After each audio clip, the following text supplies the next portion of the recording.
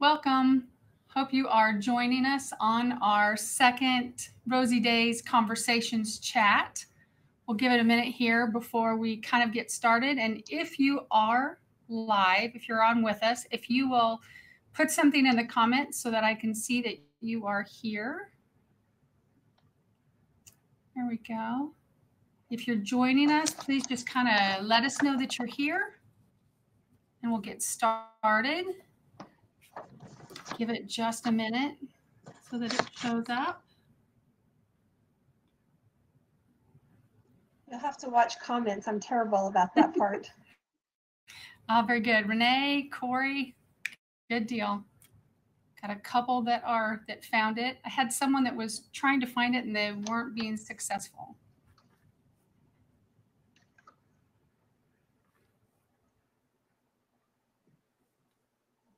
Let's see. Okay, I've got a couple more people. If you are joining us, please go ahead and let me know you're here. And then we will go ahead and get started. Susan's here. Very good.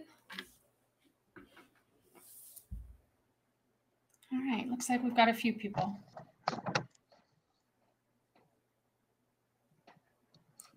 Okay, well, I'm going to go ahead and get started. And Phyllis, very good. Okay. I will just kind of give you my background and why I started doing the RoseyDaze chats. Our life in 2020, as like everybody else, started out going along rather effortlessly, just kind of without any thoughts. It was just going along very smoothly. And here, I'll give you my little, and then we had a plot twist. Nice. In February, early February, my husband had a stroke. And because of that, everything was uncertain. Our future, our health, what was going to happen tomorrow, what was going to happen a year from now. We had no idea what was going to happen. We went from him being in the hospital for a week to a rehab facility for 2 weeks. And then home working on rehab at an outpatient for 1 week before COVID shut everything down. So after that, still kind of uncertainty, but kind of went up and down. After moving from the hospitals, we actually ended up selling our house and moving, and life just became a lot of craziness. But through all of that, we had people that stood by our side, were very supportive, were very encouraging, helped us out in so many ways. I learned to ask for help occasionally, or accept help, which I was not as good at doing before. But because of all of that, and because of all the amazing people that have helped in our world, I wanted to find a way to turn it around and do some nice things for others and pay it forward and offer some encouragement to other people, because they have been there incredibly in our lives. So because of that, having people I got a message that someone's having a hard time finding it. So I'm not sure.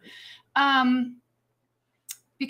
anyway, got off track. Sorry, Kimberly. No, you're good. Because of that, I've had a couple of people that have been on.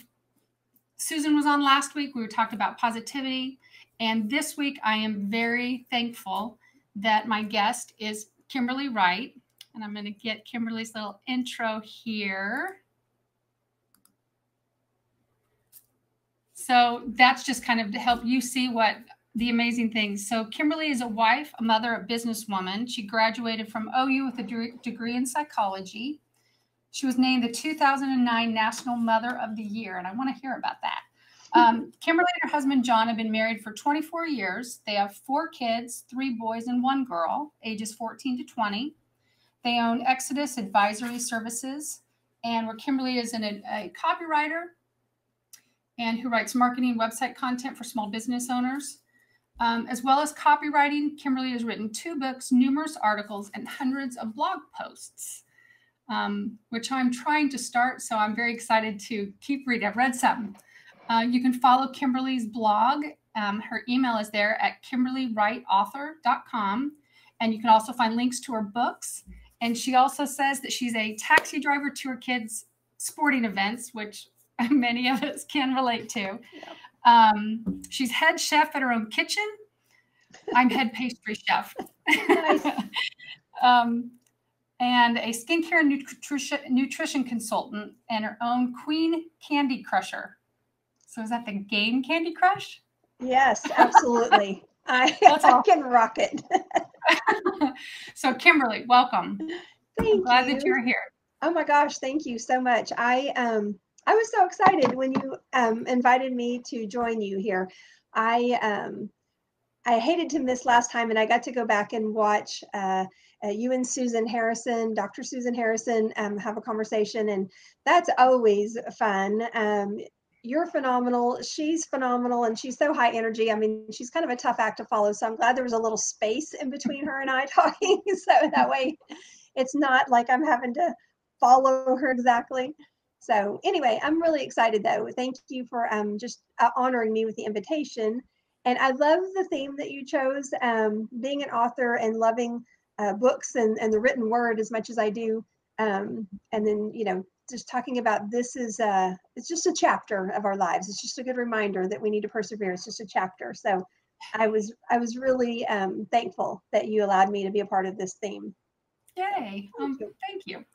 All right. So as I talked about in as far as setting this up, one of the things that I want to do is be an encourager for other people. And especially with the way 2020 has started out for not only us, but for the entire world. We want to give encouragement and hope to persevere. What do you say to those needing to persevere through their own hard times and whatever they're dealing with right now? Yeah. That is the $1 million question. And we're all talk about misery loves company. I think sometimes we are in the boat together. I just, first of all, I'm like, and I say this to myself as much as everyone else. I mean, just hold on. And we've got to hold on. And part of the hard thing about this year is we came into 2020 so optimistic. I mean, everybody was like, oh, it's 2020. It's like a clean slate. It's a whole new decade. We were just going to rock this thing. And it had all the perfect little memes to go with it and the positive thoughts. And it was the year of vision. And everything that was not possible before in our lives, all of a sudden it was possible in 2020. And then the wheels fell off, by March, and it was awful. And, and all of a sudden we find ourselves in this suck circle, for lack of a better word, of just like, seriously, like everybody, we're just all scratching our heads. And we're in the middle of this global pandemic. And the problem with that is life was already happening. Life didn't stop, like all of a sudden everyone wasn't disease free. Everyone wasn't healthy all of a sudden. Our cars weren't all working right. Our bills weren't all magically getting paid without struggle. We didn't have, life was still happening. And then we had this pandemic to worry about and what's going to happen and the uncertainty.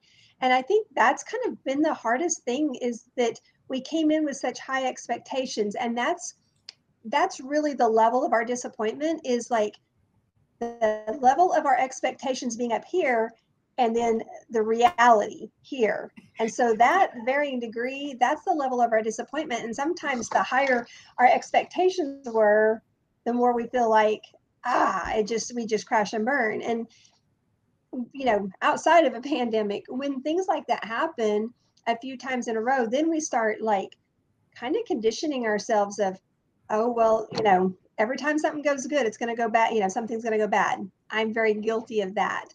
We'll be enjoying something. Things will be kind of running along smoothly, but we can't even enjoy it because we're like, oh, the wheels are going to fall off any moment. This is going to go south. And so we just kind of run in that danger of losing our hope. And, we desperately need hope. And we just have to persevere in that. So, we have to hold on and recognize our level of disappointment, that degree, between the reality and our expectation. Yeah, I saw Lisa's comment about we started out with the Chiefs at the beginning before That's this year right. at the very beginning of the year, and so everybody was flying pretty high around here. That's right. So. Definitely. So with all of trying to keep our hopes up in times of struggle, what are some tips that you would give for those feeling worn down and having a hard time persevering? What can we do? You know, there's definitely, I would say there's a lot of things that we can do, but especially depending on, our personality or introverts, extroverts. Sometimes, I mean, it helps to get alone if you're an introvert and that refills your cup. And then some of us that, gain our energy from people. I mean, and then we were quarantined. And so that was a struggle. But I think in a pandemic, outside of a pandemic, there's some things that all of us, no matter our personality types, can, we can all apply in our lives and principles. And so I did narrow it down to 5. I'm sure there's a lot more, a lot of, smarter people with more degrees behind their name could, add to that. But I do think that there's just 5 simple things that we can kind of hone in on. Okay. So, yeah. And the first one, and this was a phrase, when I first started hearing this, it wasn't a popular phrase. I'd never heard it from anybody else. And this was like 15 years ago. And my friend Kara is the one that told me this, because we were both in sales, and anybody that's in sales knows that can be kind of a up and down emotionally taxing business anyway. But she said, you need to tell yourself a different story. And I was like, well, that's brilliant. And that just goes so along the lines with our theme of like, we're just in a chapter, it's not our whole book, but we need to start telling ourselves a different story. And that is really tough. I admit that is really tough. But here's the thing, is that we need to recognize is that we behave according to our beliefs. So whatever we're believing, we're going to act accordingly, even subconsciously. I mean, we do that. And so if we believe that things are not going to improve soon, we're going to subconsciously do things to kind of self-sabotage any progress that we might make or any hope that might bubble up. We're just going to push it right back down.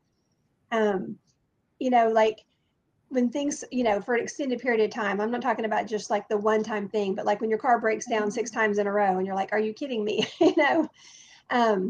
We start saying things like, oh, I'm never going to be able to ... or I just can't ... fill in the blanks, whatever it is for the circumstance, And so we're telling ourselves, oh, I can't, it's not going to work. For example, one of my big things was I'm kind of coming out of the opposite side, the good side of it now, finally. But for a couple of years, I had some real health struggles. And I was having a lot of, stomach pain and just a lot of digestive issues. I was gaining weight. I was sleeping like 3 hours a night. I couldn't sleep at all. My body was covered in hives. And I was dealing with this for like 18 months. And I couldn't, it felt like no matter what I did, my diet was super clean. I was exercising. I was checking all the right boxes, And I went to 2 different doctors and they were just, like, well, you're just getting old, or, well, it'll get better. Hang in there. That was their phase. And you love it when a doctor tells you you're getting old, right? But it got so discouraging after dealing with that for so long that I just started having this inner dialogue all the time. I'm never going to get any sleep again. I'm never going to be healthy again. I'm never going to lose the weight. It was just this constant internal dialogue because it was a rough patch for a long time. And so that's something that we need to be very conscious of. We need to recognize our internal dialogue because we're listening to ourselves even though we don't realize it. And so we need to really change our words and tell ourselves a different story and allow that hope to kind of bubble up. Our brains believe whatever we tell it. Anybody that knows me knows I'm a complete junkie of Dr. Caroline Leaf. She is a Christian scientist, and she's an expert on neuroplasticity, on the brain and our thoughts and stuff. And she says that we are where we are today because of our thoughts and our words that we have said. And I love her teachings, and it just intrigues me. I'm not, really smart enough to study the brain, but she is so intriguing. I turn into a complete nerd, and just, I want to soak it up, because I'm like, oh, that makes so much sense, why I think that, or why I'm always saying that, or, why I do that. And so, but we need to recognize that the more we tell ourselves something, we're creating these pathways in our brain, and it's just easier to think that. And that's why it's so hard to start a new habit, or so hard to stick with the new habit and not reverse back into an old habit. So we just have to persevere through that and start telling ourselves a different story and creating new pathways in our brain. It's kind of that you are what you eat, and you are what you think. Oh, yes. That is so good. So true. Yeah. So that's my first thing, definitely, is we need to tell ourselves a different story. Okay. So Makes total sense. yeah. And so then the second thing, I think, and this is really hard as well, but it's very important. And I think it's sometimes harder for women. And, men do a whole lot of things too. And I know we've got single dads, and, men juggling as much as, anybody. But women, we seem to try to like multitask and so forth. And we put ourselves last on things. And we can't pour from an empty cup. And so we really need to rely, on our faith, or whatever it is that we find peace and strength in. We need to really learn to lean on that and refill our cup, and take pause, and, spend time in prayer or meditation, yoga, whatever it is that, people do that kind of refills them mentally, and allows them to de-stress and recharge. It's just imperative that we take time for ourselves to do that. I will tell you that, and sometimes it's a small, weird thing too. It doesn't have to be something big, but excuse me, we're coming up on the 13-year anniversary of my grandma passing. And I lived with her a lot, and, growing up in my life and stuff. And, before she passed, when I was living in Las Vegas and she was living in Oklahoma, and we talked on the phone at least 6 out of 7 days a week, all the time. And so I mourned beyond words when she passed. And I remember just feeling so numb, and just like, I don't even know what to do, I've just felt like I was kind of going through the motions when I went back home after her funeral. And I thought, I've got to do something for myself. I don't know what that is. And so I literally went and got a personal trainer just for a few times. And I went and bought a tanning package, like to lay in a tanning bed, because I had done that in college, and I know it's very unhealthy. So I know, and that's why I'd stopped doing it. But I remembered when I would do that in college, because I was so busy with work and classes and all that, I loved that, just the hum of the tanning bed and laying there, and it was warm, and it was just relaxing. And so that's why I did it. I was like, I just need to be able to do something for me. And my kids were, small at the time as well. So my house was, chaotic. But that was something that I did during a grieving period, and so when we're it's very hard in the midst of a storm to pause and, focus on ourselves, but we can't care for others if we are depleted. And so it's just so, so important. And then another thing that I think really helps, even if you're not a person of faith, I think that this is still something that, people can do, is I just got me a little journal, and I started a gratitude journal about 3 days after our house fire. I remember the very first night laying in the hotel room after, we had just gotten home, and seen everything, and just the devastation. And I mean, just, our minds were reeling. And we found a hotel room for all 6 of us to stay in. And I was laying there, and we were just sheer exhaustion, and mental exhaustion as well as the physical, and laying there staring at the ceiling. And I said out loud, Lord, I hope you know what you're doing, because I don't know what you're doing. But I laid there just staring at the ceiling, and I thought, I've got to remember the things I'm grateful for. And so I went and bought a journal, just a little spiral journal, and I write 10 things in it every night at bedtime. And I know some people kind of like to do that in the mornings. I like to do it at night because it makes me think about all day, some of the things, think, oh, that's something I am grateful for. I can write about tonight. And sometimes it's like air conditioner in my car, and some days it's like the grass looks so pretty mowed. I'm just thankful for that. So it doesn't have to be anything big, but just those little blessings, they add up, and they really can feed our souls. Because sometimes those days are really hard to come up with things when you're struggling of Yes. what you can be thankful for. There is always something, but sometimes you have to kind of squeeze it out a little bit to come up with 10, especially.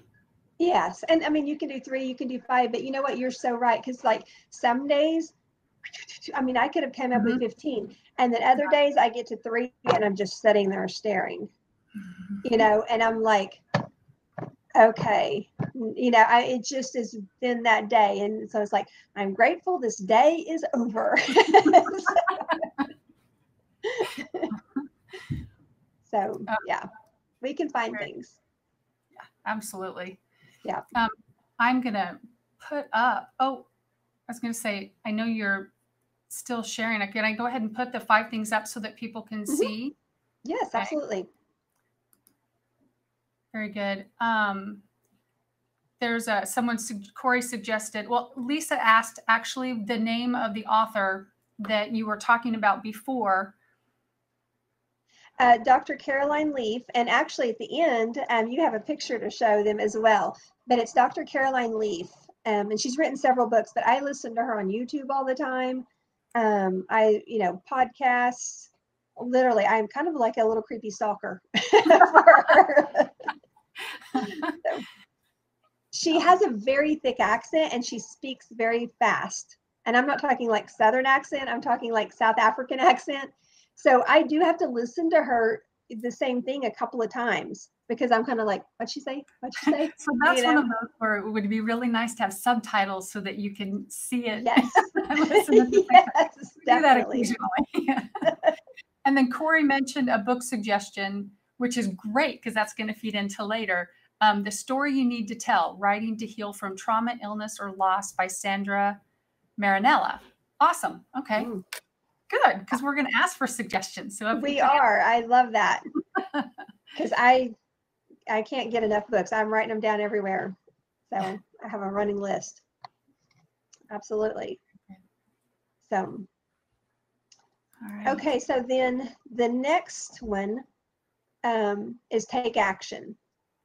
And I have always said success breeds success.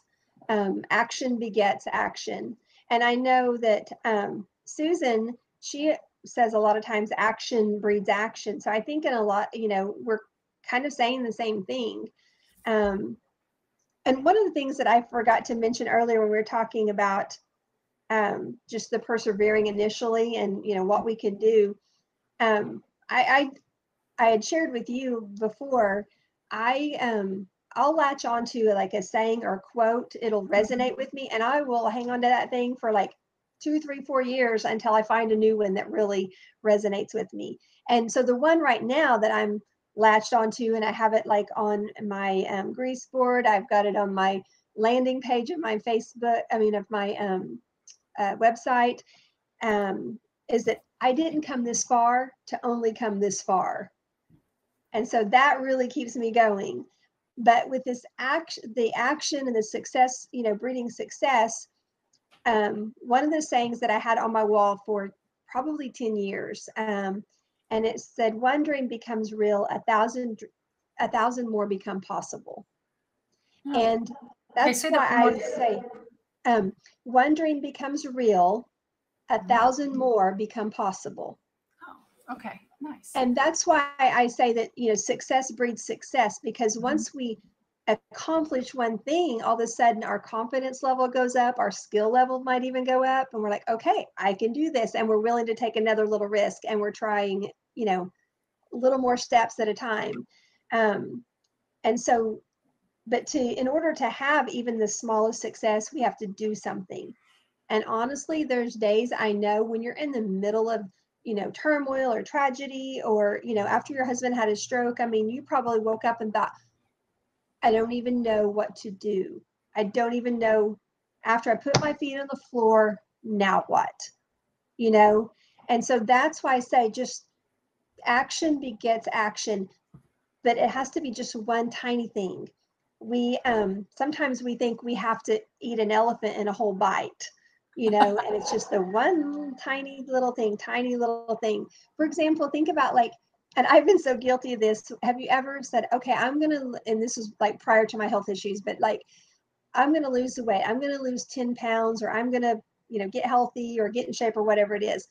So instead of saying, okay, I'm not going to eat after 7 p.m., we're like, okay, I am only going to eat like 2 meals and 1 apple and an egg, and I'm going to run a mile tomorrow, and then I'm going to do 50 push-ups, and I'm never having another soda again. And we have all these things we're going to do, only to crash and burn, like, by 4 o'clock, because we can't do all that. And so we just we think we have to have these huge goals that we can't accomplish when we're just trying to survive sometimes. And so we just need to pick out one thing.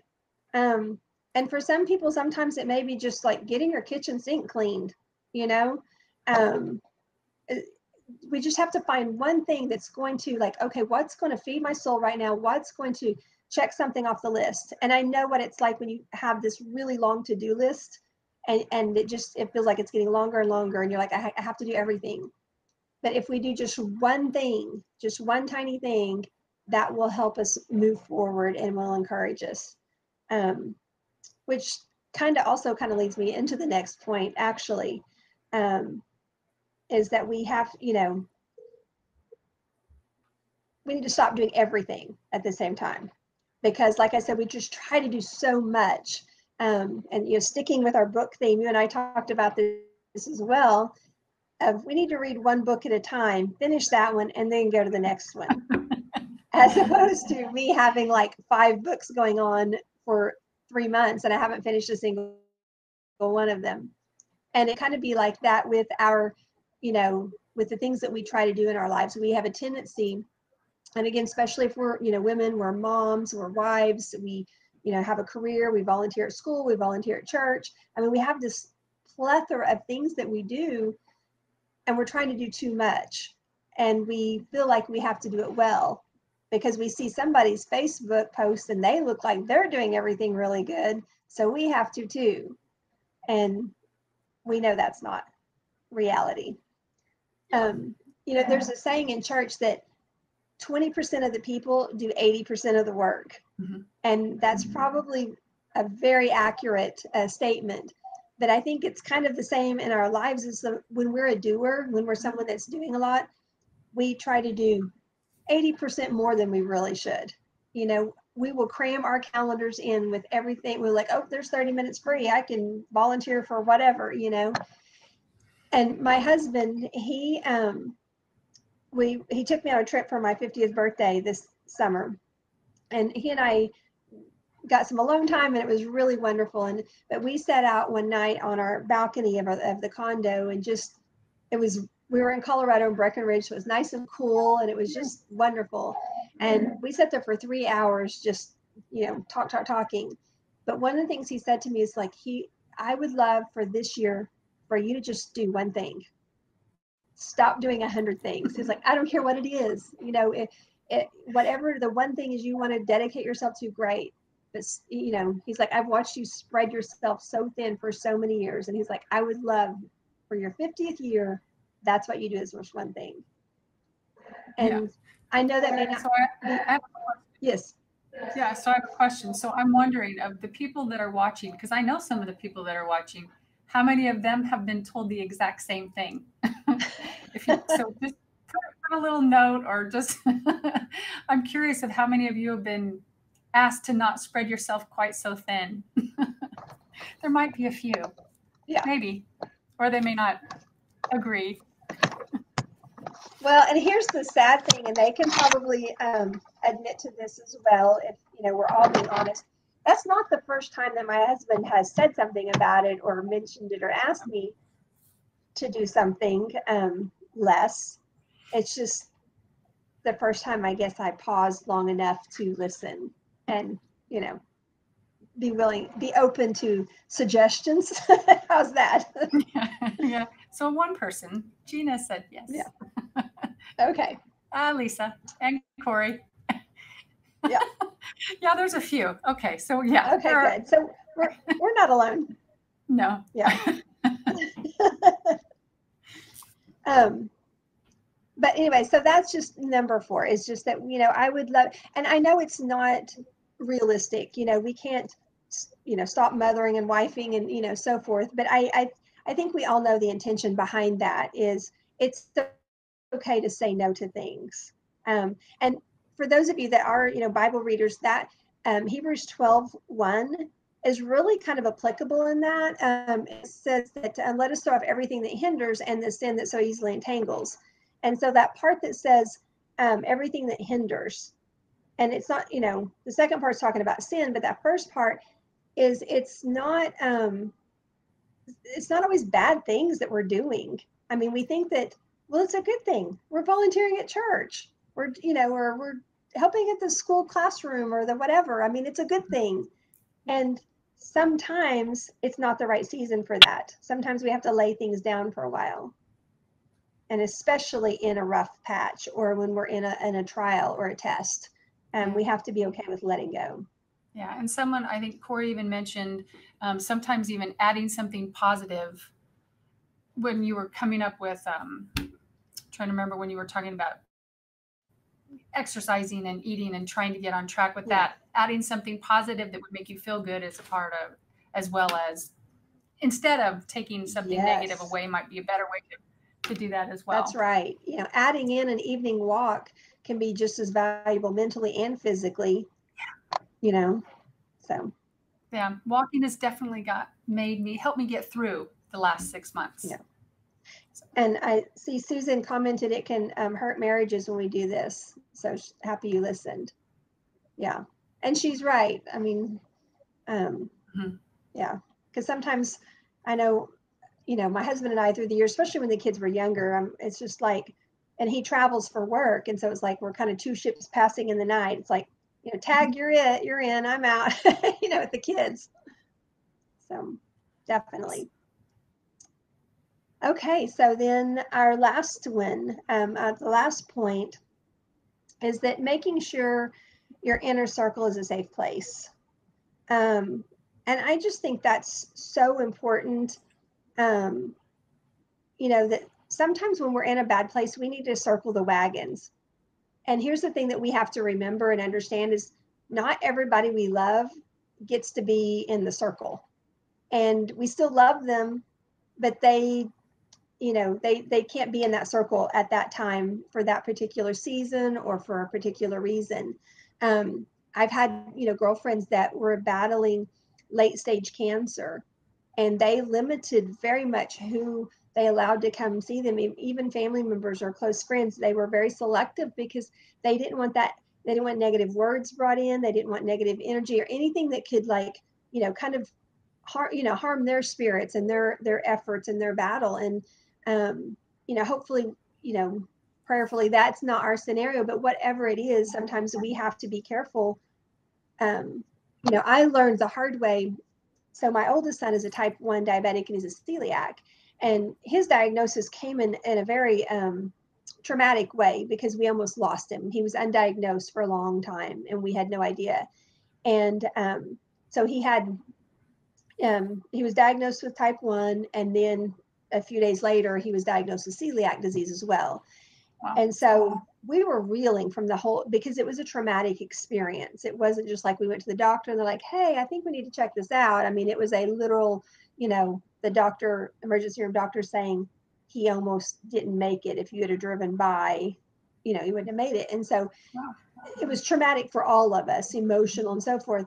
So we come home from that, because that happened when we were on vacation and we were in Wisconsin. So we come back to Kansas, and we're just numb. We're sleep deprived back, early on. It's like having a toddler. I'm up every 3 hours checking blood and making sure, the blood sugars are okay and he's sleeping well and just all these different things. And so. And he wasn't a toddler at this point. He Huh? was older. Yes, he was 15. He was 15, okay. but just, having to monitor so closely early on, you don't have the luxury of having like the equipment that monitors it for you and alarms and bells. I mean, you're having to do the old fashioned finger pricking and watching and so forth. And so I went to, I met this lady for lunch for business, and we'd only been home like a week and a half, and I was still in the fog. And so I made the mistake of opening up to her and talking about, what had happened.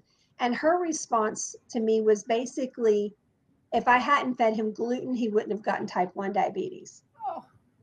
And it was just, I was taken aback, and I'm like, ooh. And so then another time I tried to talk to, who I consider a very close friend about the emotions that my son was having and that we were having with this type 1. And she laughed, and it was kind of an awkward laugh. And I want to give her the benefit of the doubt that, she was uncomfortable or, didn't really know how to respond. But it was, it's one of those when you're like almost in tears and someone laughs at you and you're kind of like, I don't think we're having the same conversation.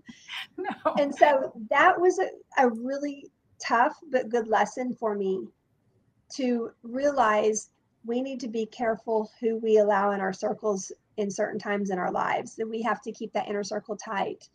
And I've said for years, I learned this the hard way as well, is that anybody can speak to me, but very few people get to speak into me. Oh. And so I'm very selective. And so people can tell me their opinions, they can give me their advice, but if it doesn't line up with my value system or, my belief or what I know to be God's truth, then I'm not going to accept that as, let them feed into me. Yeah. I've got a couple of people here that are type 1 moms as well that have been through a similar situation. So they do understand. Yes. So, hi, type 1 moms. We are a family. Yeah. Whether we like it or not. Those are clubs that you don't necessarily always choose to be a part of. And yes, they come anyway. Yeah. Yep. So, that's something I always want, people to be mindful of when you're in a tough time. But on the opposite side of that too, I mean, people can be hurtful by accident when you're going through a tough time. They can say things well-meaning, well-intentioned, but it's, it's hurtful. But on the opposite side of that too, when you are experiencing maybe great success, that also can bring out some harsh words from people. And so, anytime you have a change in your life like that, you need to be mindful of who's in your circle, who's on your team. I think with the whole fun pandemic thing, we've learned about our inner circle and our bubble that yes. we keep. So those are also selective people that you allow in your bubble. Yes. So you're so right. Similar, not quite the same, but yeah, no, it's something you don't normally think about, is who you are and who you're not and why, but that makes total sense. Yeah. So I'm going to share those one more time. So if people want to see the 5 different things, because they're very good thought. I mean, just overall things to think of: telling yourself a different story, having the positive, or choosing how you look at it and what you're going to do. The faith, taking action, like you said, depending. I don't know why I keep going back to when you said you did your tanning and but it almost is like comfort food. It's almost like you go back to what's going to make you happy and what's going to help you with the situation that you're in. Yeah. And it really wasn't even of the what I was doing. It was the fact that I was doing something, and I think that's what people need to be mindful of, is they don't have to be doing something elaborate, just something for you, Yeah. No, I think that's awesome. And stop doing everything, which, many people are very, very, very guilty of. But yeah, I think I'm trying to remember who said it. I think it was Corey that said, it's sometimes as soon as you say yes to something, you realize you should have said no. And I was trying to remember if it was Susan that said it last time, that it was give yourself permission. I don't remember if it was Susan or someone else that just said, have your response ready of, let me get back to you on that. Yes. I remember she said that. That's, yeah. And I think that's huge. That's something I would not have done. And I didn't do for years and years and years. And I'm very guilty of doing too many things at one time. I heard this saying a couple of years ago. Every time you say yes, how does it go? Every time you say yes to something, you're saying no to something else. Mm-hmm. So, you know, when we say yes to volunteering, you know, at the church, maybe extra hours more than we already have, then we're saying no to time with our husband or something like that. Mm-hmm. Even though we don't realize it, we are. Yeah. So one of the things that we were talking about is we do a lot of reading. So we were going to say, so if those of you watching, if you have a favorite book, or not even favorite, or one that you're just currently reading, put it in there. Your comment about only reading one book at a time, that is so not me. I have one on my iPad. I listen to one, and I have one actual book that I rotate between. So I'm very guilty of that. And I'm so guilty of that. I mean, I use that more as a metaphor than for other things. But like, I've got a couple going on my Audible. And so like right now I'm re-listening to Master of One. And then I have, you know, some books that I'm, you know, got 2 or 3 books going, you know, everywhere that I'm paper books and yeah. So, all right. So if you guys have a book that you're either reading or have heard about or anything, share, because that way we can kind of share books with each other. Because during this whole thing, I know a lot of people. My daughter was telling me she has read 150. Well, she stopped reading or counting at 150 books this year. Wow. So she has been a reading fiend. Wow. I haven't read that many, but she reads so fast. So here's what I'll put this up. So some of the books that you can tell. So I'll let you explain yours and then I'll explain mine. Well, so Patty and I, before we came to visit with you guys, we talked about what are some books that not only, you know, that have kind of impacted us, or that we'd recommend, you know, if you're going through a hard time or something that just meant something to us. How's that? And so Circle Maker, I'm a huge Mark Batterson fan of his books. In a Pit with a Lion on a Snowy Day is like one of my absolute favorites. And then Chase the Lion was the next one. That's an absolute favorite. And Circle Maker, I've read that about 5 times. And I actually apply that. I do that. I have little cards. I'll show you. I keep them on my desk here, little index cards. And I lay them out on the floor. And when I'm praying and stuff, I, you know, walk around them and pray over those specific things. Make sure I include that. And then that Switch on Your Brain is the one by Dr. Caroline Leaf. That's one of my favorites of hers. Okay. And then the Girl Stop Apologizing. Okay, so Rachel Hollis is kind of controversial, I know. And like her first book was Girl Wash Your Face. Mm-hmm. And I really had to push myself to get through that. I know a lot of people loved it. It was a bestseller. So, I mean, if you loved it and it spoke to you, that's awesome. You know, obviously, if, you know, she's not going to say somebody you're going to seek out for theology, but that book, Girl Stop Apologizing, actually really resonated with me. And so that was impactful for me on a few things. It kind of broke loose some of my little hang-ups that I had about myself. Okay. And then we talked about, and I'll kind of let you talk about your Nora Roberts thing, because I love Nora Roberts as well. But I love cheesy romance. So I don't always read these as well. Like some of the best self-care I have, Rachel Scatvold, she's a Christian author, and she has written like, I don't know, 12 books in the past 6 years. She amazes me how fast she cranks them out. And those are she's my favorite romance author. But I do love Nora Roberts. So I'll let you tell about yours. Well, I was trying to figure out, and I didn't pull the ones that are as much impactful to me. I think these are like my last four. Yeah. So Nora Roberts, I'm just a huge Nora Roberts fan. I think Yes. I've read most of her books under Nora Roberts, and then I read some of hers by J.D. Robb, her pen name for mystery.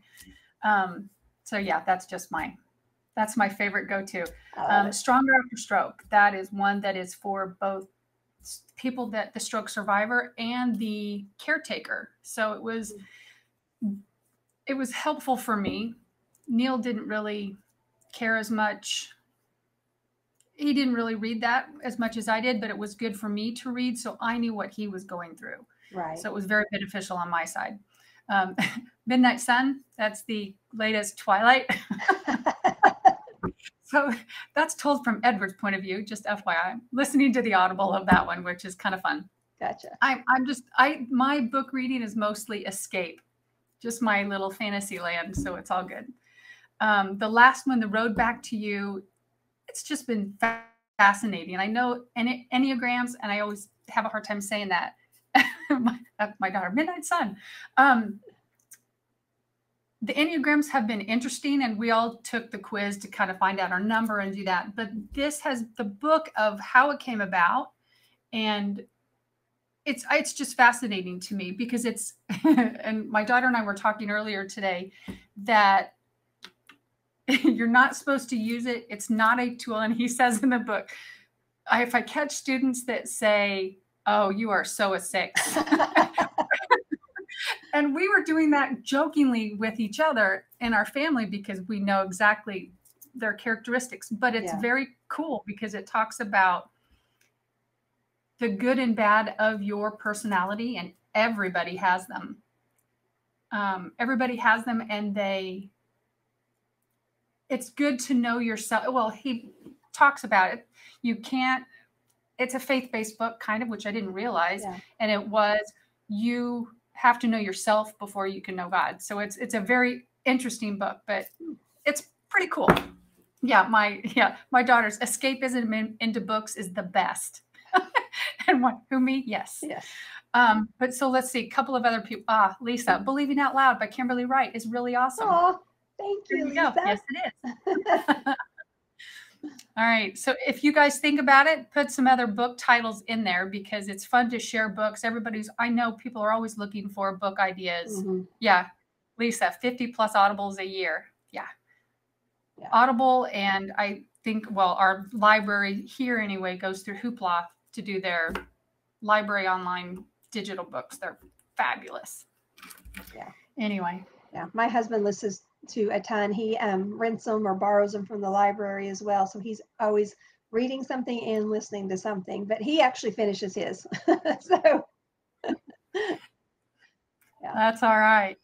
All right. So I will let everybody know. Thank you so much. Before we go any further, I appreciate you coming on, and it was wonderful and gave a lot of things to think about, and nice to have some steps and some actions to be able to put into place. So thank you very much. Well, thank you for having me. And I got to tell you, I just want to take a second to tell you how much I love what you're doing. And I know you've got some great things lined up that I can't wait. And so I'll let you tell that so I don't get it all wrong.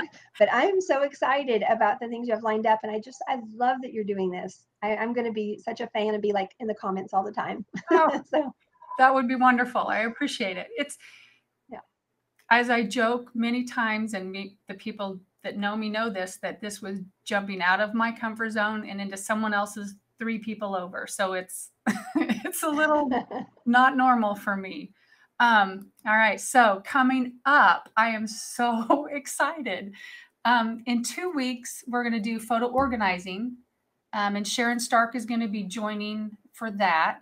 And it's going to kick off Save Your Photos Month for September. So we'll have some good tips of what you can do with your digital and actual printed photos. And then September 15th, I'm so excited. So on the 15th, we're doing a virtual wine tasting, and we're toying with the idea of doing an in-person and virtual at the same time possibility. So with Somerset Winery, which is out here between Paola and Lewisburg. And then on the 29th, Angie Eckenroth is going to talk to us about meditation. And that is something that I desperately need to work on. And with stress, and actually with everybody, just it's that one of those tools, like you said, just learning to be able just to kind of take a step back and do something for yourself. So this might be something that you guys can do for yourself. Yeah. So, and one of the things we talked about is leading with a quote. And it kind of fits since we're doing photos next time. And we've been talking about stories. Every photo tells a story. So it depends on what story it tells is a whole different ballgame, but very good. Well, thank you again for coming and chatting with us. And everyone, thank you for tuning in and or watching later if you couldn't watch in person tonight. So thank you. Bye, y'all. Thanks so much. Bye, all.